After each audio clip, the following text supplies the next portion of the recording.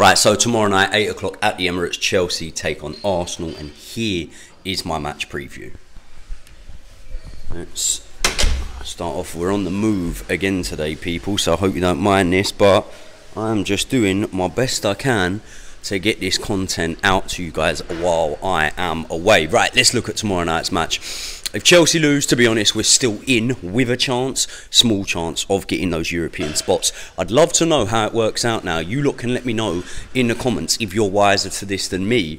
But obviously, being Aston Villa are the only team still in any sort of European competition now, does that hinder all the English team in general's chances of being able to get those European spots? Because we were told that the 5th place spot might be Champions League football.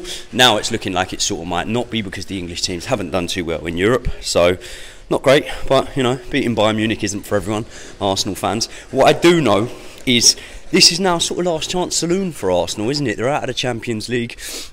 Realistically, they're approaching a point where their best 2 seasons in what, 20 years, maybe 25 years, 20 years definitely, their best 2 seasons in 20 years at the moment has no silverware to show for it. Obviously Chelsea just had their worst 2 seasons in 20 years with no silverware to show for it, so like for like, really, isn't it? Look, going into this one, Arsenal should be the favourites for this game, and they've just got back to winning ways against Wolves. But actually, funnily, when you look at the table at the moment, right, I think this might be a good little spot to plot up, actually. When you look at the table at the minute, I think that Arsenal have lost in their last 5, haven't they? Yeah, I think it's only Chelsea and Man City who haven't lost a game in their last 5. I think Brentford might be one of them as well, which is weird, isn't it? Because Brentford aren't that good, are they? But obviously Arsenal won against Wolves the other night. I don't think they look convincing in winning against Wolves, but a win's a win regardless. Let me quickly set this one up. Sorry, guys. Do you know what, right? I feel like the production quality of the podcast, because we record from the studio, is normally pretty good. And that means while we've been out here, and I've been doing a few little videos for you lot, it's been a lot of stuff on the move, so not sure you'll be happy with it, but I'm just trying to get the content out to you lot. Look, is it going to be hard for these Chelsea players to come again, you know? Because trying your hardest in, I was about to say a cup final, it felt like a cup final, didn't it? Trying your hardest at a day out in Wembley can be exhausting, especially when you're in a game where you really do believe you can win until the final moments. But then you can spin it, can't you? Because I look at the way we played against Man City, and I've got to draw some sort of confidence, and I think that if we had played that exact same way against Arsenal on Sunday, was it Saturday? I think it was Saturday. If we had played that exact same way, we'd have beat Arsenal. So, Saturday, mate, you alright? Yeah, we'd have beat Arsenal. So, it's a hard one, really. What I do know is Arsenal are one of the sides that at the moment you can see genuine patterns of playing. It's something that I've called for from Pochettino's Chelsea, from Chelsea in general over the last couple of years, you know. It can work on the flip side of that. How do you prepare for Chelsea when Chelsea don't really know what we're going to do half the time? I mean, yeah, the obvious, stop Malo Gusto getting up that right-hand side. Make sure Nicholas Jackson doesn't turn you on the halfway line, because then we can turn attack into defence into attack, I mean, don't I? Yeah, then we can do that either way. But realistically, I don't really feel like we know how Chelsea are going to play until we play in that way. So it can make us unpredictable, it can make us hard to prepare for. But I feel like because of the injury crisis we've had, and maybe just the lack of personnel, which is mad, isn't it, when we've got such a bloated squad, because of that, you can prepare for Chelsea because you know how we're going to set up. Defensively, I think there won't be many surprises. The midfield three is pretty much always the midfield three. You know how it's going to go. So we will get into my starting lineup in a second.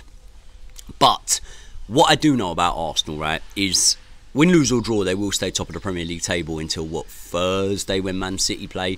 But I don't think Arsenal, in fact I know Arsenal, do not like being the leaders of the pack. And obviously mathematically they're sort of not, because Man City have got game in hands, but at the moment they're top of the Premier League table. Now I have always felt like over the last couple of seasons, or just under Arteta's guidance, Arsenal have crumbled somewhat when they've been leading the pack. Can you hear that? I can hear that. It's fucking annoying, isn't it? Right when I'm recording a video. I don't know how badly that's going to be picked up on the camera. Should I roll with it? Let's try. When Arsenal are leading the pack, they're not good. You know, they crumbled when it looked like they were on to get top four. They crumbled when they were top of the league last season. And once again this season, it sort of looks like they're crumbling again. A little bit. But they will want to keep pace at the moment. And on paper, right, when you look at this game, you should go, yeah, Arsenal win. You know, when Arsenal looked at their running, I'm sure they would have looked at this Chelsea team and gone, okay, yeah, you never know what you're going to get. Okay, yeah, there's individual talent there, but it should be a win. But then once the fixture gets here and the day arrives, you sort of start to realise, don't you, that this isn't that straightforward. You know, when you've got a team that have a player like Cole Palmer that's on fire, it can never be straightforward. And if I look at it, before getting into my team sheet, if Cole Palmer's in the 10, if he's on the right wing, he's going to give Arsenal a lot of problems in this game. And this is another thing, isn't it? We've spoke about players, you know, Noni Madueke springs to mind, being too concerned about their individual accolades and efforts and performances rather than the team. You know, it was telling, wasn't it, when you speak about the mentality and the attitude of this squad, that Noni Madueke was seen laughing after Chelsea lost an FA Cup semi-final. However, the most angry we've seen him, or upset we've seen him, is when he didn't get to take a penalty when he was 4-0 up. Now, that is not a good thing. But I tell you what, sometimes those selfish accolades can help us. And if there wasn't enough incentive already on this Chelsea side to push and get some sort of European football, which, by the way, young talented squad, you know, we could go into even a Conference League. As much as people will banter us, we could go into a Conference League next season, win it, and it would do wonders for this squad's belief. Just getting under their belts, getting Saint 1 under their belts, so that would be really good. But when you look at those sort of individual endeavours, Cole Palmer's on for the Golden Boot, man. And I really do believe that Cole Palmer could get that Golden Boot. He's got as good a chance as any. I think if he doesn't get it, he will be the highest scoring Englishman. Obviously, Ollie Watkins and Dominic Solanke will have something to say about that. But I think Cole Palmer's going to get it, you know. And in this match, this is another one where he's going to be licking his lips. He's going to be looking at it and thinking, okay, there's a chance for me to get on the score sheet here. So that definitely needs to be something that incentivises him to get forward, incentivises us to get a win in this one. I'm looking at this Chelsea side at the minute, man, and I think that over recent weeks we've started to level up. I say recent weeks. What is it? I think I said it in the video yesterday. It's 2 losses in 12 games. That's not bad going at all, man. 2 losses in 12 is really not at all bad for this Chelsea side, if we're being realistic as to where we are right now. So let's get into the team sheet.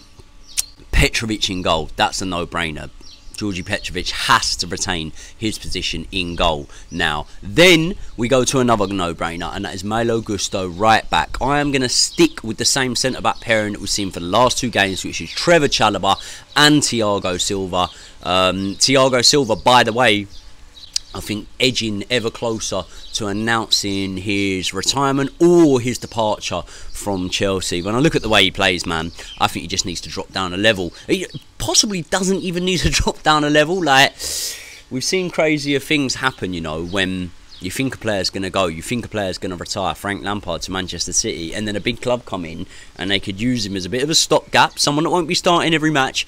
I wouldn't at all be surprised if we saw that with Thiago Silva, but if not, maybe Thiago Silva goes back to Brazil, steps down a level a little bit. But as for the time being, I feel like Axel Disasi and Benoit Badiashile probably offer you a bit more pace and a bit of a quicker transition from defence into attack than Thiago Silva makes. But again, it's weighing up what you prefer, because them boys will make mistakes. And Thiago Silva, I don't want to say won't make mistakes, because he has recently a little bit, but, you know, I don't know. It's pick your poison, I suppose. It sounds really bad to say that, doesn't it? But either way, Thiago Silva in defence. Left back, we are going to go with Cucurella again. I'm interested from you lot to let me know, who do you think's the better left back at the moment? Is it Ben Chilwell or is it Marc Cucurella? I believe for the system that we're playing, if we're not playing wing backs flying forward, I think Cucurella might be the better option. But I don't know, I don't think either's performances this season have been stellar, but I think Cucurella has been the better out of the two. I'll tell you who has been playing well in the left back position, and that is Ian Maatsen. that's a bit of a sickener, isn't it? It's gutting, really, isn't it, about Ian Maatsen? Like, he's going to go to Borussia Dortmund. I think that what they had agreed on was something like a 35 million euro fee. That looks fucking cheap, doesn't it? It looks cheap. Like, say we are to invest in another left back, and this isn't actually what I think we will do. What I believe we will do is use Malo. It's saying a Chelsea strongest 11 with no injuries. I think Malo Gusto plays left back in that side. Reece James over on the right hand side. If we don't have a position change for him, I think that Malo Gusto would play left back, Reece James on the right, and then whoever you have in the centre back pairing. But let's imagine that we don't have Malo Gusto on the left hand side. Are you telling me that Ian Maatsen might not be better? Progressively young team moving forward than Ben Chilwell and Cucurella. I think Ian Maatsen probably would be, I think Ian Maatsen's a fucking brilliant player. Absolutely brilliant. And he does play left back for Borussia Dortmund. I know that we had seen him play left wing a couple of times for us. I thought he'd been decent for us, especially in pre-season. So gutting that we're going to let him go. And obviously if we were to go and spend money on a left back, right, are you telling me that 35 million euros, if that is what we get for Ian Maatsen, are you telling me we're going to invest that wisely and get something better than what we've got? I don't think we will. I don't think we will. And I also think if we kept hold of Ian Maatsen for another season or whatnot, probably worth 50 million at the end of it. So yeah, head scratcher, but there's been a few of them under the Bowley ownership, so it's only another one of those. Midfield three, it's a little bit boring, but we've just got to sort of stick with what we know. Caicedo, Enzo, and I will go Conor Gallagher in the 10 for this one. But I tell you what, I'm really tempted to chuck Chukwuemeka in the lineup. I really want to see more from him, He didn't even get off the bench the other day. I know he's coming back from injury and he could still be nursing something, recovering a little bit. But I think Chukwuemeka is a player that can come on and make a real impact for us. Maybe that impact needs to be off the bench. When I look at our bench at the moment, and I'm not going to give away the rest of the lineup just yet, but our bench for the most part normally has Carney Chukwuemeka on. It normally has Noni Madueke on. They're the two that I think make a real impact coming off the bench. Let's move on to our front line. I am going to go with Cole Palmer on the right hand side. I don't know who we playing at left back for Arsenal, but out of all their options, I think Cole Palmer's still going to rip them to pieces. I'm going Jackson through the middle. He's come under a lot of stick, hasn't he? And I've said time in, time out, I don't think Jackson's a number 9. I don't think he was brought in with the reliance to be scoring our goals this season. And when you look, come the end of the season, what's he going to have? What's he on at the minute? 15 goals and assists, goal contributions. I think he might have closer to 20, 18, 19 goal contributions come the end of the season. It's not bad for a bloke that was bought in for, what, 30 million from Villarreal. He was a left winger up until the last 10, 12 games of last season. He's come in and he gets amongst it, man. He chips in with vital moments of play.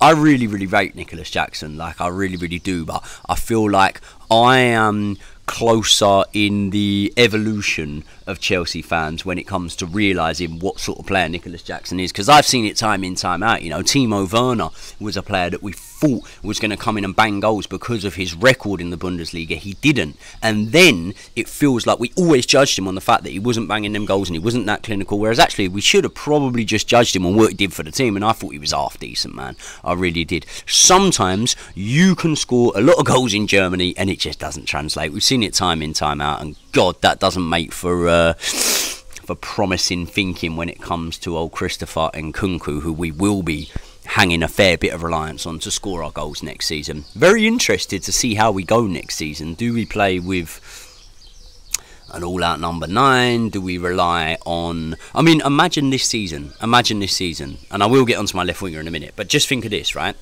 Cole Palmer is probably going to finish Premier League top goal scorer, isn't he? Probably, maybe, doesn't matter. Let's not get bogged down with the details. Up here he is. He finishes top goal scorer for me. Imagine we had Christopher Nkunku fit for the whole season. He provided 20 goals and assists as well. We wouldn't be 9th. We would not be 9th. We might be 7th, my friend. And that is the promised land. That's all we wanted this season. Left wing, who do I go with? We got options here, Noni Madueke doesn't really play on the left. To be honest, he can fuck off the way he's behaved last couple of games. I like Noni, he's alright. Obviously, Raheem Sterling can be over there. I actually think that Nicholas Jackson's best on the left, but then who do you put through the middle? I'm not too sure.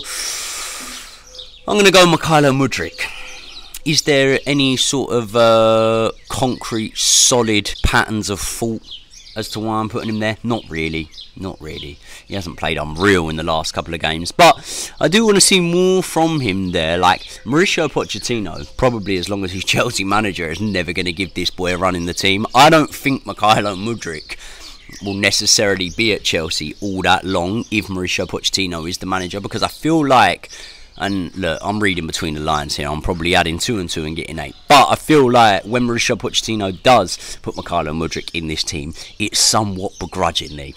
I don't really feel like Pochettino fancies him, you know. But what I don't want to see is Conor Gallagher left wing. I don't even think Conor Gallagher's great as a centre attacking midfield. I don't think he's creative enough. But I saw early on in the season that when the goals were coming from other positions, especially Raheem Sterling, he started off the season pretty well. I didn't mind having Conor Gallagher there in that 10 because I thought what that did was gave us a real extra midfielder in there. It gave us legs, that tenacity to implement the high press when this Chelsea side weren't used to being a high pressing team. Now, you see, we're a little bit more used to it. And now I'm looking at things and I'm like, yeah, I don't know whether Conor Gallagher is our best option there.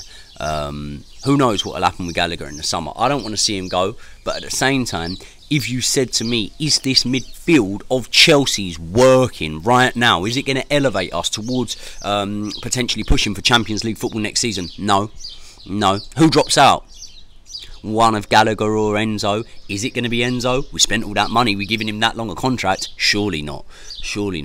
And we see moments of brilliance from Enzo Fernandez, but it needs to be coming on more consistently, you know.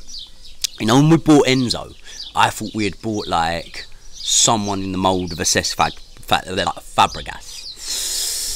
So far, I don't know. I don't think you could hold Fabregas' jockstrap, could he? Nah, mate, joke. He's a good lad. He's a good lad. Listen, it's weird because we've gone out the FA Cup in the semi-final, but I don't feel all that downbeat at the minute because, you know, anyone can lose to Manchester City at Wembley. Concerning is how many times we've been losing at Wembley recently. That's not great, but, you know, who knows? What do I think for this match? I think the same as the reverse fixture. I think this has got 2-2 draw written all over it. How can it have 2-2 draw written all over it? That's a bit of a... That's like saying, no, it's got a 4-3 written all over it.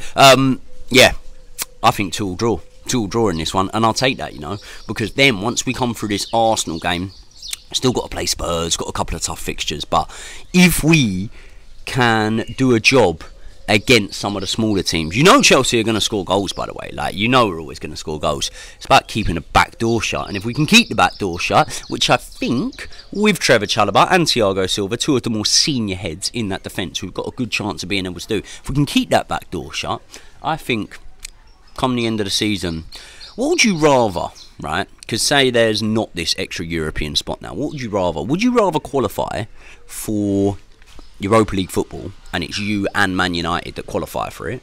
Or would you rather qualify for Conference League football and Man United don't even get in there? I think I'd probably rather that. Europa, Conference, doesn't make no difference to me. If you said to me, honestly, what one would you rather be in? I mean, the Europa League, there's always the chance you could come up against like a Barcelona or someone like that, AC Milan, someone good that crashes out the Champions League in the group stages or just didn't have a great season. But for the most part, you know, Europa League, Conference League, same sort of level, to be honest. I'm not that bothered either way. If I had to pick, probably go for the Conference League because we haven't won the Conference League. And obviously we've won everything else, so that would be good.